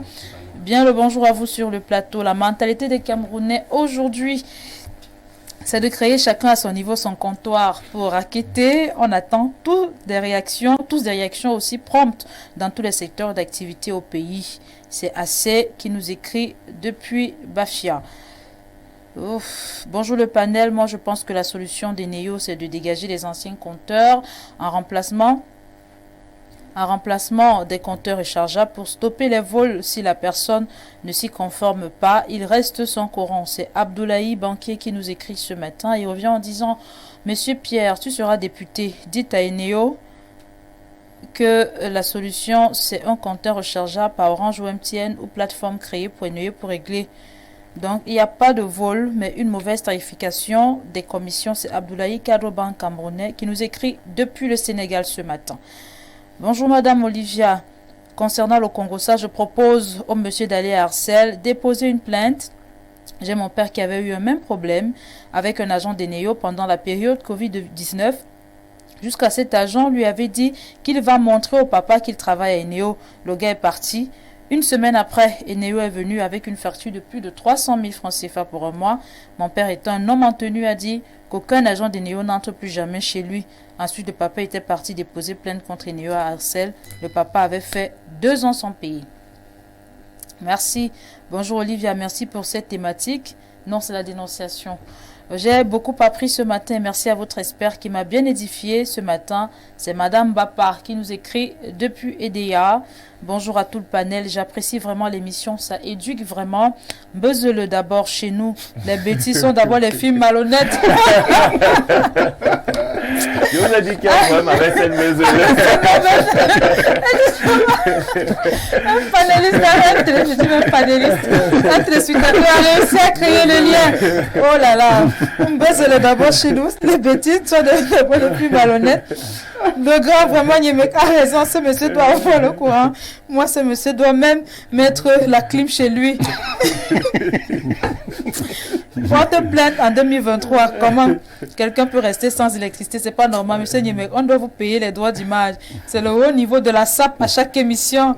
C'est Yann Ngaya depuis Douala, la cité totale Colbon qui nous écrit ce matin. Bonjour le brillant panel, vraiment Eneo, ça vaut pas la peine. J'ai un compteur prépayé chez moi et c'est le tout et le premier compteur que j'ai fait enregistrer avec mon nom personnel. Comment se fait qu'ils viennent avec une facture de 10 100 francs, de 101 000 francs, 101 000 francs que je n'ai pas, que j'ai les impayés, fraude pourtant, là sont jamais entrés. Je vais essayer de résumer, hein. Au point de monter sur le plateau, de monter sur le poteau et couper l'électricité sans me rencontrer et me poser le problème vu que j'étais en déplacement. C'est le voisin qui m'appelle pour m'en informer. Vraiment, c'est un problème extrêmement grave et sérieux. S'il vous plaît, essayez d'aider le peuple en communiquant les bêtises des néos. C'est Yann qui nous écrit depuis Bita. Bonjour Olivia et à tout le panel concernant la dénonciation. Je pense clairement que la meilleure solution, c'est d'aller à Arcel déposer sa plainte. Nous avons eu ici ce genre de problème à Soi et depuis 4 ans, on n'a pas payé. Imagine un peu la climatisation tout gratuit. C'est Jean-Paul qui nous écrit justement depuis Soi ce matin. Bonjour à vous Olivia ainsi qu'à tous les panélistes. Moi je peux dire qu'Eneo a des agents qui sont très malhonnêtes et affamés car arrivés sur le terrain ils font tout sauf leur travail. C'est à cause de cette mentalité qu'ils seront toujours pauvres. Ça c'est André qui nous écrit depuis le quartier Mendan. Bonjour Olivia et à tout ton panel. Le pouvoir aurait pu laisser cette affaire qui concerne le général. Cette réaction semble être excessive, mais elle permet quand même de dire aux hommes en tenue que nous sommes en République. Personnellement, j'ai le sentiment que les gens qui ont posé cette signature scannée sont dans leur logique qui est de créer le chaos. J'ai bien peur que les militaires ne soient pas contents de cette décision. C'est Hilaire de Niga qui nous écrit ce matin. Bonjour les démineurs, merci au tonton Bernardo pour la dénonciation. Que serions-nous sans le consultant planétaire? Nous devons harceler Eneyang à Arcel. C'est Laurie qui nous écrit ce matin. Bonjour Madame Olivia, ici à Bertol, le service Eneo ne rembourse jamais les pièces. Lorsqu'on paye les factures à la caisse, il garde la monnaie. C'est Michel Mathieu qui nous écrit depuis Bertois, c'est dans la région de l'Est. Je vais prendre mon 3e coup de pinceau et je vous donne un message et on entre dans le vif du sujet. Bonjour Olivia, je suis votre crush. J'ai découvert votre émission cette semaine et j'y suis déjà fidèle. Dans quelle ville est située votre chaîne Info Télévision? Est située à Yaoundé. On va entrer dans la thématique. C'est une thématique qui interpelle, elle touche tout le monde. L'électricité est un véritable problème au Cameroun et justement ce matin, on se pose une question. Finalement, quelle solution pour l'électrification du Cameroun? Je vais commencer avec vous. Vireille Renaud et Boutou. C'est vrai que l'Institut national de la statistique parle de 70% du territoire national justement qui est alimenté, qui est desservi depuis 2021. En 2019, on était à 62,3%. Mais est-ce que vous avez l'impression que ça change quelque chose? Parce que au regard de ce qui se dit, de ce qui se fait et des témoignages, on a comme l'impression que le problème de l'électricité au Cameroun reste un véritable serpent de mer. Bon, je pense que la solution viendrait de la diversification de nos sources d'énergie. Vous savez, malheureusement, au Cameroun... Bon, là, je vous propose, la solution, on va revenir sur les solutions. Pour le moment, je vous demande, qu'est-ce qui coince justement au Cameroun pour qu'on se plaigne toujours de courant été sera été Mais c'est ça, c'est-à-dire qu'on n'a que l'hydroélectricité au Cameroun pour le moment, en tout cas qui fonctionne plutôt en majorité, c'est l'hydroélectricité. Pourtant, le Cameroun est l'Afrique en miniature. On pourrait avoir l'éolienne, on pourrait avoir les énergies renouvelables, on a du gaz, on pourrait avoir... l'énergie photovoltaïque, l'énergie solaire. Oui, voilà, l'énergie solaire, principalement même aussi. Donc, pour dire que lorsqu'on ne diversifie pas, on se retrouve avec l'hydroélectricité et lorsque nous nous retrouvons en période d'étiage où il y a moins de... où les barrages sont en baisse de régime, en recrue, voilà. Et puis, on se retrouve donc avec un courant qui n'est pas continu. Et puis, du coup, les ménages en souffrent. J'ai discuté avec des experts dans le domaine qui m'ont bien expliqué que la plupart de nos barrages, notamment Son Loulou et celui d'Édé, c'est Son Loulou, et voilà, n'ont pas été bien construits et l'ancien directeur général d'Eneo s'en plaignait. Miadi Fendi Marcel en personne. Il s'en plaignait. Ça fait qu'il y a un gap important entre la période de crue et la période de crue. Donc, et les ménages en souffrent. Donc maintenant, dans le secteur, il y a divers acteurs. Eneo qui n'est que le distributeur, il y a ceux qui produisent l'électricité, il y a ceux qui sont qui gèrent, qui transportent, il y a ceux qui c'est compliqué. Donc nous plaidons au Cameroun pour que nous ayons un seul acteur. Il y a monsieur Betmi, comment il s'appelle, Betmi, le directeur général de la société de transport de l'énergie, la Sonatrel. Nous sommes en train de plaider pour que la Sonatrel reprenne les actifs d'Eneo parce qu'on en a marre d'Eneo. C'est vrai qu'il y a des tractations qui sont en train d'être faites pour que la CNPS rachète les actifs d'Eneo. Mais nous aurons souhaité que la Sonatrel reprenne ses actifs parce que si la Sonatrel est capable de produire l'énergie, elle pourrait également la distribuer. Donc voilà ce que je peux dire pour la première partie. J'ai beaucoup de choses à dire sur le sujet et puis en fonction de ce que les autres panélistes diront, on reviendra. Merci beaucoup Virey Renaud Eboto. Je vais passer la parole au consultant Pierre Biero-Niemek. En zone urbaine, c'est déjà très mal. C'est-à-dire que vous avez des personnes qui se plaignent. En zone rurale, c'est très catastrophique. Tout à l'heure, Bernardo Basson revenait justement sur ce fait. Chez lui, à Ngambé, il n'a pas d'électricité. On parle carrément de seulement 22% de la population en zone rurale qui est servie. Et sous-servie, on revient sur 6 régions, le nord-ouest, l'Adamawa, et Tessera, Pierre Biero-Niemek. Si déjà en ville, c'est compliqué, imaginez comment peut être le quotidien des populations rurales. Déjà, j'avoue ici que je ne suis pas expert dans ces matières. Mais j'ai voyagé et je suis arrivé dans un pays où je n'ai pas vu les poteaux électriques. L'expert va nous dire, je n'ai pas vu les poteaux électriques. Et il y avait la lumière. Je me suis demandé, mais qu'est-ce qui se passe? Chez nous, il y a les poteaux, on dit que la voiture a cogné un poteau, le poteau est tombé, il y a eu la pluie, il y a eu l'orage. Il paraît qu'il y a d'autres façons de transporter le courant électrique sans avoir les poteaux électriques. L'expert va nous dire. Mais nous sommes toujours dans l'archaïsme. Quelqu'un a osé dire ici que le président du Sénat, qui était le DG de la Sonel à l'époque, se plaignait de la qualité de la construction de Songloulou. Mais il ne se plaignait pas d'avoir fait un champ pour nous vendre les poteaux en bois qu'on devait balader dans tout le pays. Est-ce que c'est même esthétique?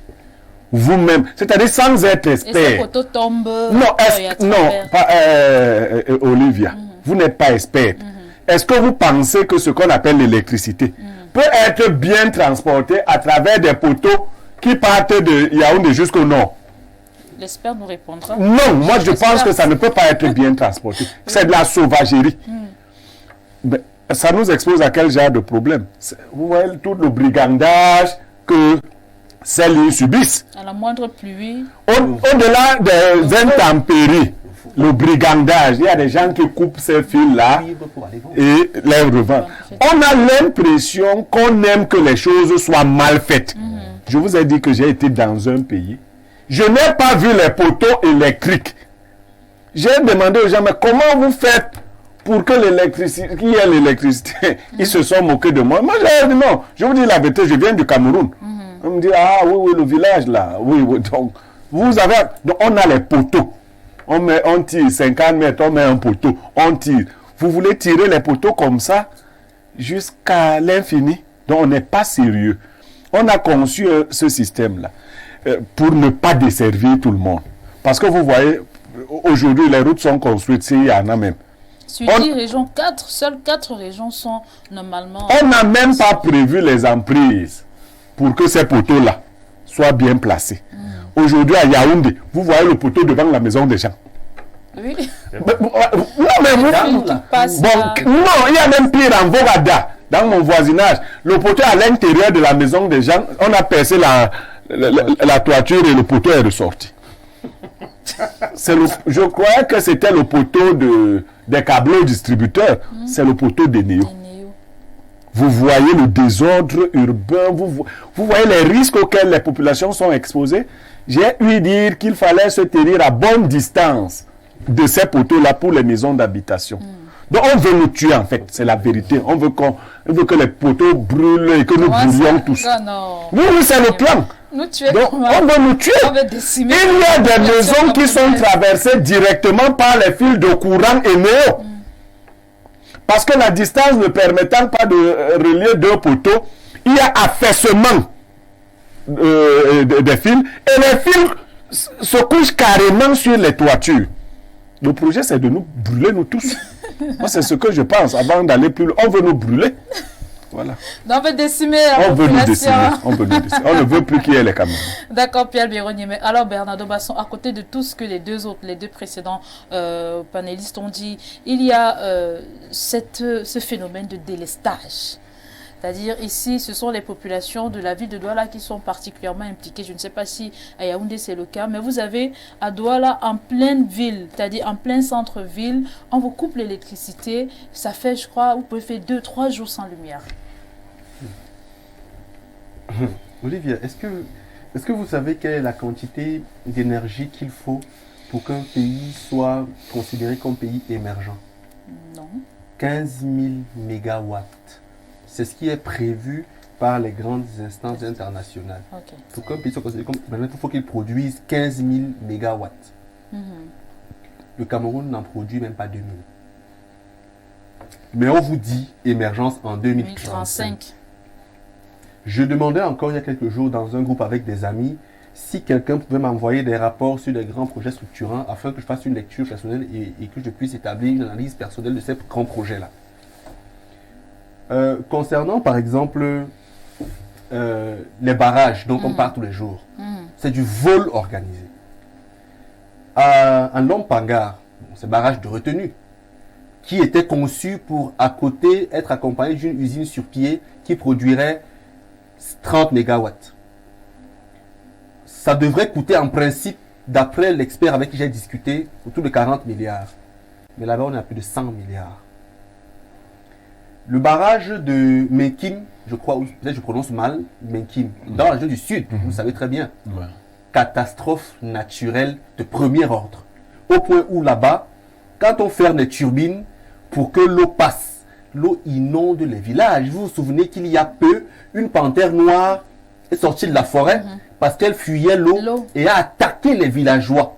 On est au Cameroun, près de Meyomé Sala, près de la maison Du papa. du Nomdi. Papa On national. parle du barrage qui lui a été présenté et qui a coûté plus de 100 milliards de francs CFA. Alors qu'en principe, en photovoltaïque, 1 mégawatt est autour d'1 milliard. Justement. Mais le Cameroun veut produire à Lompanga 30 mégawatts. Or, il nous en faut 15 000 pour qu'on soit émergent. On n'est même pas à 2 000 pour l'instant au Cameroun. Maintenant, je vous relance. À côté justement des milliards que vous venez d'évoquer, il y a la Banque mondiale depuis 2018, du moins depuis 2021, qui a alloué 87 milliards pour, je crois, c'est pour desservir les populations, les zones rurales. 87 milliards de francs CFA. Néo nous a fait savoir que depuis le mois de janvier, oui, ils ont pu desservir quelque chose comme une centaine de villages qui ont été électrifiés. René Leboto, c'est mon pote, hein, mais il ment. Comment? Bon, c'est pas lui qui ment, c'est pas lui qui ment, mais ce qu'il dit, c'est le mensonge. Il a dit que l'INS, le Cameroun est couvert à 70%. C'est ce que l'INS Non, a c'est dit. ce que l'INS a dit, c'est moi qui l'ai lancé. Moi, j'ai dit que de sa bouche, ce qui est sorti là, c'est le mensonge parce que au Cameroun, c'est faux. Olivia, ils mentent quand ils disent ça. 110% ouf au Cameroun. Même les chefs de région ne sont pas assez couverts. Dès qu'on quitte chef de région là, on va dans les villes intermédiaires, noir total. Dans les villages reculés, blackout. Je dis, ils mentent à Paul Biya. Donc là-bas, à Menkim, imaginez-vous que c'est un barrage qui ne sera jamais fonctionnel parce que si jamais on ouvre l'eau, c'est-à-dire si on fait des turbines pour que l'eau puisse pas passer, on est tous morts. C'est qu'on est tous morts. Non, mais il y a des, C'est qu'on est tous il y a des entreprises morts. qui s'occupent de l'électrification rurale, hein, Oui. manière spécifique. Le- C'est pas- justement, Donc, il y a une Olivia, agence. le problème Il y a vient une de ce agence. que justement, on a des amis du chef de l'État qui nous vendent les mauvais poteaux. Voilà un problème pour transporter l'énergie. Deuxième problème, on a un secteur qui reste une fois de plus monopolisé. Et c'est un problème. Parce que si on diversifiait, on peut avoir dans le Grand Nord, dans le Grand Sud, dans la zone ouest des entreprises concurrentes, ça faciliterait bien sûr l'échange. Donc, Vous pensez? moi je pense sincèrement. Et on a au Cameroun également des citoyens qui sont complices de cela parce que les gens prennent des centaines de milliards et détournent. Donc avant les solutions, il faut savoir que les problèmes, c'est que les grands projets initiés là ont été des gouffres à sous et sont inopérants et improductifs. Le second problème également, c'est que les proches du chef de l'État qui mènent ces projets-là volent. Et l'INS est complice et donne des chiffres qui sont faux. C'est le mensonge. Moi-même, quand j'ai vu ces chiffres, j'étais un peu... Je me suis inquiétée. Tu t'es demandé si on est dans le même pays. Dans le même pays, si c'est le vrai Cameroun avec tous si les... l'INS était à Mindourou. Effectivement, Mindourou. Et justement, c'est le regard qu'on attendait. Votre regard, Germain Fils et Kadi Bobé, si vous êtes l'expert du plateau, déjà, quel est le véritable problème de l'électrification au Cameroun? Avant d'arriver aux solutions, on aimerait avoir votre regard sur la question. Le problème de l'électrification au Cameroun, c'est l'État du Cameroun. Quelle entrée en matière? Qui généralement, je vous l'ai dit tout à l'heure, en entrée en matière, annexe les solutions, pas au bon moment et pas à l'endroit qu'il faut. Vous voyez, à l'époque, lorsqu'on avait AES, AES s'occupait de la production, du transport et de la distribution. Et AES se battait, c'est vrai, avec quelques surfacturations, quand même à essayer de stabiliser la fourniture d'énergie. Lorsque des agents de l'État, en quête de pouvoir et de positionnement et de finances, ont décidé, ont proposé au chef de l'État d'éclater le secteur de l'énergie. C'est vrai, c'était la solution, mais au moment de le faire, beaucoup l'ont fait à leur profit, en se mettant des parts de gauche à droite. Lorsqu'on l'a fait, vous constatez qu'en le faisant, il fallait d'abord qu'on fasse une étude et qu'on planifie quelle sera la production d'énergie, quels seront les pôles de production en termes d'infrastructure. C'est-à-dire que EDC qu'on a créé ne nous a jamais dit quel est son projet sur 10 ans, en termes, ou 20 ans ou 50 ans, en termes de production d'énergie. On est EDC là avec le même barrage de son loulou, ils ne nous disent pas. Ok. Vous prenez une autre entreprise disloquée, le transport Sonatrel. On a donné le transport à Sonatrel. Sonatrel ne nous a jamais dit qu'est-ce qu'il améliore dans le transport d'énergie. Il utilise les mêmes poteaux, les mêmes câbles, on tourne à rond, les mêmes infrastructures. Maintenant, venez sur le cas Eneo qui, lui, a un problème aujourd'hui, la distribution. Et c'est pour ça que je vous ai dit que le problème, c'est l'État du Cameroun, parce que Eneo se plaint que des entreprises qui étaient en charge, soit de la distribution, soit de la production, se sont retrouvées distributeurs d'énergie. Et veulent même, certaines encaissent même déjà comme distributeurs d'énergie. Vous avez le cas Sonatrel qui estime que, parce que Alucam est connecté sur la 90 kV, c'est son client, désormais, doit payer les factures chez lui. Et Eneo vous dit non. Les entreprises telles que Alucam et consorts représentent 56% de mon chiffre d'affaires annuel. Si vous me les prenez, moi je ne fais plus l'entretien de votre réseau. Voilà le véritable problème. Et on attend que l'État tranche, l'État est muet. Et c'est les populations qui souffrent. Donc voilà exactement le problème. Donc ça c'est moins urgent que de mettre un Ngambo et Zaya en deuxième section. En deuxième section. Maintenant, le second problème dans tout ce qu'il y a eu comme financement, vous les avez évoqués, les financements qu'il y a. C'est qu'aujourd'hui, il y a eu le CAPES, dont M. Niemek a fait allusion, qui a permis le projet, c'était en mémoire de Oumniobé, d'amener quand même l'électrification pour que ce site-là devienne un lieu touristique, son père. Pour que ça soit du tourisme. Parce que quand vous entrez, moi, à l'occasion de ces travaux-là, je suis arrivé où Oumniobé se réunissait avec ses lieutenants en pleine forêt, là. Le papa a eu la gentillesse de m'amener, de me montrer 2 ou 3 sites. Donc, on voulait rendre ce site-là touristique et on s'est dit, il ne peut pas être touristique sans électricité. S'il y a l'électricité, ça va permettre le développement des auberges et tout. Et puis, après, il y avait un autre projet de route. Sauf que dans toutes ces infrastructures-là, lorsqu'on les fait, moi, j'ai fait, dans le cadre des renouvellements des organes de base du PCRN, dont j'ai eu l'honneur d'être nommé par Cabral Libi comme président de la commission à Sanaga Maritime, depuis 4 ou 5 semaines, j'y vais. J'ai eu la chance de parcourir toutes ces zones-là, où en 2011, j'ai eu à gérer ces projets. La quasi-totalité de ces réseaux-là sont au sol. C'est-à-dire, voilà les financements que nous avons eus, où nous avons investi et les ressources humaines et financières et matérielles, mais vous constatez que 10-15 ans après, il n'y a plus rien. C'est à recommencer. Le problème, c'est donc...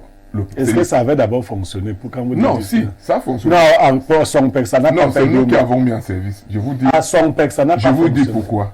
C'est nous qui avons mis en service. Nous avons mis en service, il était question que par la suite, le service commercial de Néo, en collaboration avec la chefferie de la mairie, qui est des abonnements, donc qui est des demandes d'abonnement. Ce qui n'a pas été fait, mais le transport, lui, il a été mis en service aux gens sur la basse tension. Si vous piquez là, vous aurez eu la lumière à cette époque. Sauf que le volet qui était opérationnel, commercial, n'a pas suivi. Donc les populations de Sompec et aux alentours sont restées sans lumière, ne sachant pas quoi faire. Alors qu'il fallait que des équipes viennent demander qui veut l'électricité, qui veut se connecter, qu'on prenne les cartes d'identité, qu'on remplisse les documents et que les gens savent. Donc voilà quel est le véritable problème de l'électrification. C'est l'État qui n'arrive pas à prendre des décisions adéquates au moment adéquat. Okay. Donc c'est clairement, c'est ça qui est défini. Parce que lorsqu'on donne des pouvoirs aux régulateurs comme ACEL, on lui donne le pouvoir d'attribuer des pénalités à Eneo. Mais que quand ACEL veut les attribuer, ils sont bloqués par une autre hiérarchie beaucoup plus élevée. Parce que ACEL ne les adresse pas directement à Eneo. ACEL, lorsqu'il formule les pénalités, les adresse au ministre de l'Énergie. Le ministre de l'Énergie les adresse au Premier ministère. Le Premier ministre, lui, les cote à son secrétaire général, qui est président du conseil d'administration.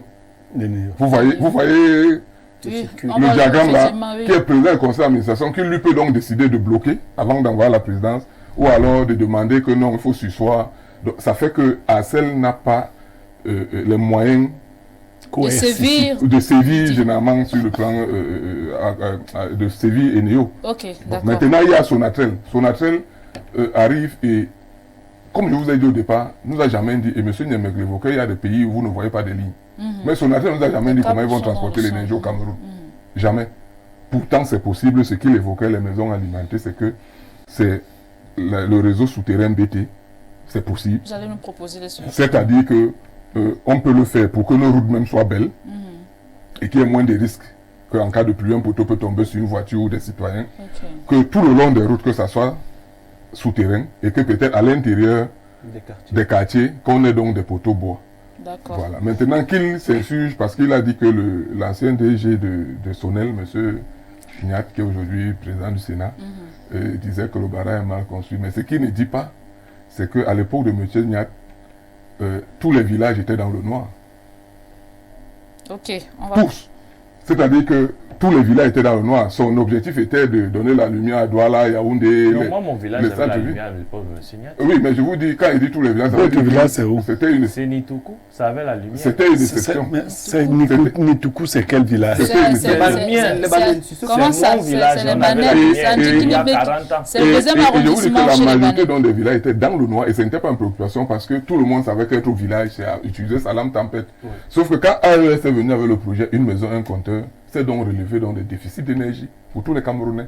Parce que AES allait et disait chaque maison d'habitation. C'est pour ça qu'en disloquant cette formule-là, elle était bonne, mais elle a apporté d'énormes problèmes. Parce que AES, qui arrivait quand même à jongler, parce que AES, en s'occupant de la production, obtenait des subventions de l'État pour ses générateurs et refacturait la même énergie à l'État. C'est pour ça que l'État s'est insurgé contre cette pratique et dit que non, on ne peut pas me voler. C'est-à-dire que je subventionne le gazoil, vous produisez l'énergie, vous vendez aux populations, et à moi aussi, vous me demandez encore de payer la même énergie. Olivia, si tu permets, la meilleure période qu'on a connue en matière d'électricité au Cameroun, c'était sous la Sonel, sous la défense. Non. Vous me permettez, à l'époque de la Sonel, les agents Sonel ne payaient pas l'électricité. Ils ne payent pas jusqu'aujourd'hui. Non, certains payent. À l'époque de la Sonel, les agents Sonel ne payaient ni l'électricité ni l'eau. C'est ça que je veux dire. Oui, mais c'était une seule société. Permettez-moi, il faut qu'on comprenne que si on avait continué avec on aurait pu multiplier cette affaire pour qu'on arrive à avoir un pays où justement les ménages les plus vulnérables ne payent pas l'eau et l'électricité parce qu'on ne comprend pas pourquoi est-ce qu'il paye. Monsieur Eboutou de Nitoukou, oui. Je crois que quand vous avez un problème national et que vous rentrez au niveau de votre village, ça peut poser problème. Ce que l'expert dit qu'on a pu vérifier, c'est que M. Niad Ndifendi s'était organisé, comme on fait souvent au Cameroun, de tromper Billard. On montre à Paul Billard là où il peut voir. Parce que lui ne se balade pas beaucoup. Si vous ramenez toute l'électricité qui est en zone rurale aujourd'hui, dans les grandes villes, il n'y aura pas de problème d'électricité dans les grandes villes. Mais le Cameroun n'est pas que les grandes villes. Effectivement. D'ailleurs, les grandes villes ne servent même à rien. On est d'accord. Le processus de l'électrification rurale, dont moi j'avais commencé à entendre parler étant enfant, nous on était souvent à 40 km de Yaoundé sans électricité. Les petits villages à 40 km de Yaoundé. C'est maintenant, le village de Pafa, ici, Nkolom 20 vient d'avoir, c'est à 40 km, Nkolom 20. Nkolom 20. Je propose Renaud et Boto. Nous sommes tous d'accord, d'où la problématique donc, du jour. Et on comprend donc la nécessité donc de l'énergie électrique en zone. Si on avait continué avec Niat, tout le Cameroun serait dans le noir total. Je ne suis pas venu défendre Niat. Il m'a pas, je ne suis pas son porte-parole. Non, tu vas défendre encore qu'il a dit donc que si on avait justement, on comprend donc avec cette problématique-ci que la problématique de l'énergie électrique en zone rurale est importante. Parce que si on a de l'exode rural, justement, c'est parce que en zone dans les villages, il n'y a pas d'électricité. C'est donc important de pouvoir mettre de l'énergie dans ces zones rurales-là de manière à ce qu'on puisse créer des petites et moyennes entreprises dans les zones rurales de manière à ce qu'on puisse être très nombreux dans les villes. Yaoundé aujourd'hui, c'est presque 8 millions d'habitants. Les gens ne s'en rendent peut-être pas compte parce que les gens fuient les petits villages, les Evindissi, etc. pour venir remplir Yaoundé. Il faut qu'on envoie l'énergie là-bas. Je ne dis pas le contraire de ce que vous dites. Merci Vireille, Renaud et Boto. On prend quelques avis des téléspectateurs. Il y en a tellement, vraiment. Je savais que les téléspectateurs allaient réagir parce que c'est un problème assez crucial. Bonjour à vous sur le plateau. Bon, ça c'est un téléspectateur qui a fait des photos. Je ne peux pas, malheureusement, pas les afficher à l'antenne, mais il nous dit, bonjour à vous sur le plateau. Vous êtes en train de toucher les vrais problèmes de ce pays. Ci-dessus, les photos qui illustrent les branchements des néos dans notre concession familiale à la rue Foch à Douala. C'est M. Moukouri qui nous écrit ce matin. Bonjour Madame Ossal, le panel énergie produit au Cameroun est à 90% hydro, le reste est thermique. Yassa, Lokbaba, Limbe, Bertoa, thermique à gaz, Kribi, solaire à l'extrême nord. Le problème électrique du Cameroun est l'état du Cameroun. Les fonctionnaires de ce pays bloquent tout. Les installations ne sont pas entretenues. Des vieux transforts achetés de 40 ans. De Mike, retraité Sonel, AES et Néo à Makepe, Saint-Tropez, Douala. Merci beaucoup pour votre contribution ce matin. Bonjour le panel, je ne suis pas d'avis avec vous. Nous avons une passe d'armes entre un contre-amiral. Non, on n'est plus là-bas. Bonjour Olivia, très belle femme tu es. Moi je pense que le Cameroun a tout et il faut juste une révision totale des équipements, des branchements électriques, à la formation des agents et la réorganisation des équipes administratives et agents de distribution de coupures de branchement et à la mise en place d'une équipe de contrôle située hors du Cameroun par suivi de code électrique. Abdoulaye, expertise projet digital stratégie. Il faut tout digitaliser pour régler cette gestion. Moi je suis Camerounais et je confirme que mon pays a tout pour être électrifié. Il faut tout réorganiser le pays. Et pour le pays là même, là, il y a déjà trop de bavardage sur tous les sujets. Bientôt. Rebonjour, Grand Barak avait vu le mal de loin. On souffre à cause de l'ENEO. Belle émission, vraiment, il faut mettre un accent sur cette thématique. C'est pourquoi on passe le temps à frapper sur les agents d'ENEO dans les quartiers. Bonjour. Bonjour Cendrillon et à tout ton panel. Le véritable problème des structures publiques ou parapubliques sont du fait qu'il y a trop de conflits d'intérêts, voyez-vous. Un secrétaire général de la primature ou de la présidence qui de surcroît est PCA d'une des entreprises. Comment voulez-vous que ça marche? Et Cyril qui nous écrit depuis Douala. Alors en deux minutes, parce qu'il n'y a plus assez de temps, je vais commencer par vous Bernardo. Vous nous proposez quelques pistes de solutions, justement comme la thématique est intitulée pour l'électrification du Cameroun. Personnellement, à mon humble sens, il n'y a que deux pistes de solutions possibles. La première, Renaud l'a évoqué dès qu'il a pris la parole, c'est la diversification des sources d'énergie. Et le Cameroun a la chance d'avoir une générosité climatique qui lui permet quand même de toucher à tous les secteurs possibles d'électrification. Énergie fossile, énergie éolienne, énergie hydraulique, énergie solaire. L'énergie solaire, le principal carburant, c'est le sable. Sur lequel on va adosser des vitres, c'est le sable. Donc au Cameroun, dans le septentrion, par contre, le projet d'énergie solaire a suffi pour les petits ménages et prendre l'hydrique peut-être pour les grandes structures. C'est un avis, moi je ne suis pas expert en la matière.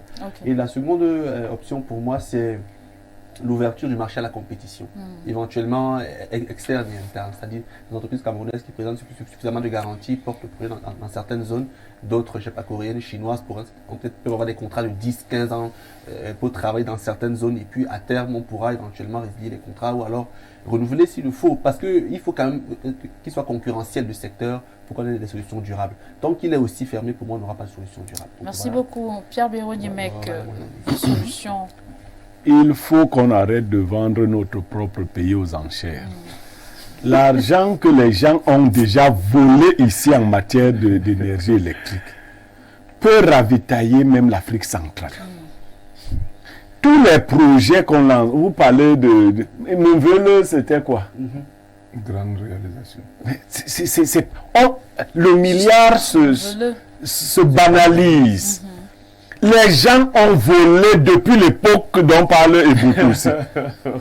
Il faut aller voir les investissements de ces gens qui ont volé l'argent de l'énergie électrique. Et les Camerounais ont, je ne sais pas, ils ont asséché leur cœur. Ils ont mis ça sur le grill. Vous venez avec un projet pour aider les populations. Quelqu'un vous dit, s'il n'y a pas ma part là-dedans, il faut même laisser. Monsieur, mais j'ai un cas. Voilà. Donc, on est dans cette situation où nous détestons ce pays. Moi, je crois qu'il faut qu'on se réveille un peu. Malheureusement, j'aime à dire aux Camerounais que nous sommes complices de cet état de choses. Vous voyez, pour diriger bien les choses, pas besoin de tout connaître. J'entends souvent les gens dire, est-ce que vous pensez que Biya doit aussi? Vous vous entourez d'experts et vous punissez ceux qui font mal leur travail. Et moi, président, je pends les gens qui volent l'argent de l'électricité. On vous pend à la place publique. La peine de mort. Il n'y a pas de... On vous amène à la place publique.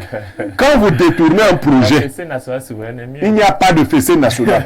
Lorsque vous volez l'argent qui permet d'électrifier 5 villages, on vous pend devant vos enfants et votre épouse. Et si l'un de vos enfants pleure, on le pend. Merci beaucoup, Pierre Biéroniemec. Alors, on va passer le temps. 2 minutes des solutions que vous proposez justement pour moi, je voulais donner les noms de 2 jeunes.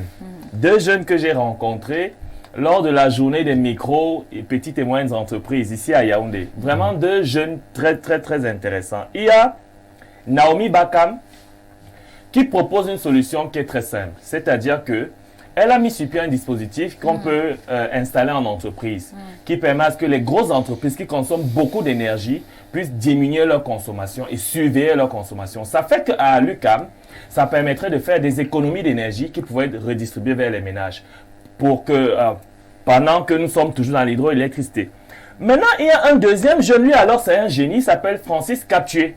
Alors vraiment, il faut suivre ces jeunes de près.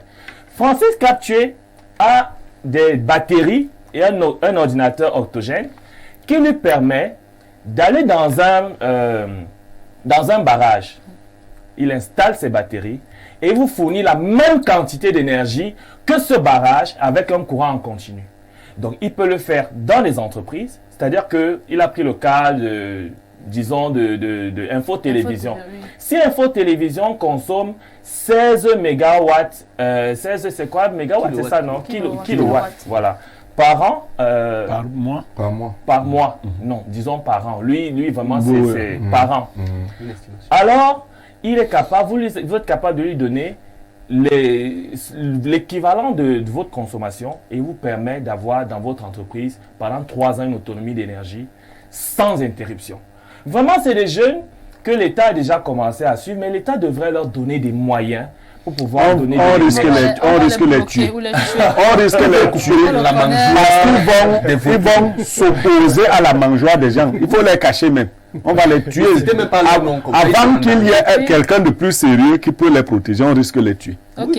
Merci Germain Fils Ekat. Ça, c'est la question d'un téléspectateur. Après, vous allez embrayer sur les solutions. Le téléspectateur demande quelle est la capacité de production des différents barrages au Cameroun. Bon, elle est biaisée. Hein. Là, il faut aller barrage par barrage. Parce qu'il y a ceux qui ne produisent même rien. Donc, je ne peux pas leur répondre. Il y a Mevele qui ne produit rien. Il y a des barrages qui ne produisent rien. Mais qui est censé produire. Vous voyez, c'est-à-dire qu'il y a des barrages qu'on a conçus, on a dit 20 MW, mais qui n'arrivent même pas à produire 10 ou 11. Okay. Donc, c'est vraiment biaisé. C'est des techniciens en pôle de production assortis des barrages qui peuvent vous dire exactement que ici, je peux produire régulièrement de manière régulière tel nombre de mégas. Alors, vous nous proposez quelques solutions étant donné que ma proposition, elle ne sera pas d'énergie nouvelle parce que nous n'avons pas encore fini. La technologie avec l'hydroélectricité au Cameroun. Parce que simplement la technique de l'hydroélectricité permet d'électrifier le Cameroun. Maintenant, comment on fait? c'est que, et ça on l'a proposé dans le projet de société du PCRN, il faut multiplier les microcentrales hydroélectriques. Et le Cameroun en a tellement de cours d'eau qu'on peut produire autant de microcentrales hydroélectriques pour des populations en zone rurale. Ça nous permet d'économiser en coût de production, en coût de transport et en coût de distribution. C'est-à-dire que les investissements que nous faisons dans le transport d'énergie, si nous les rabattons dans la production de la microélectricité, je vous donne l'exemple, sur le maillot seul, quand vous quittez, parce qu'il y a un projet financé par le ministère, géré par l'AER, où on a sorti près de 40 milliards de francs pour refaire la ligne nord-sud, la connexion nord-sud. Mais on n'a pas besoin, si sur le maillot seul, on installe des microcentrales hydroélectriques et à côté, on installe des stations solaires en période de décrue. Ça veut dire qu'en période de crue, nous avons la microélectricité qui permet d'alimenter les arrondissements. On fait par arrondissement, hein, c'est-à-dire qu'on ne va pas très loin pour dire toute une région, non, on va arrondissement par arrondissement. On fait des stations, petites microcentrales, petites stations de retenue.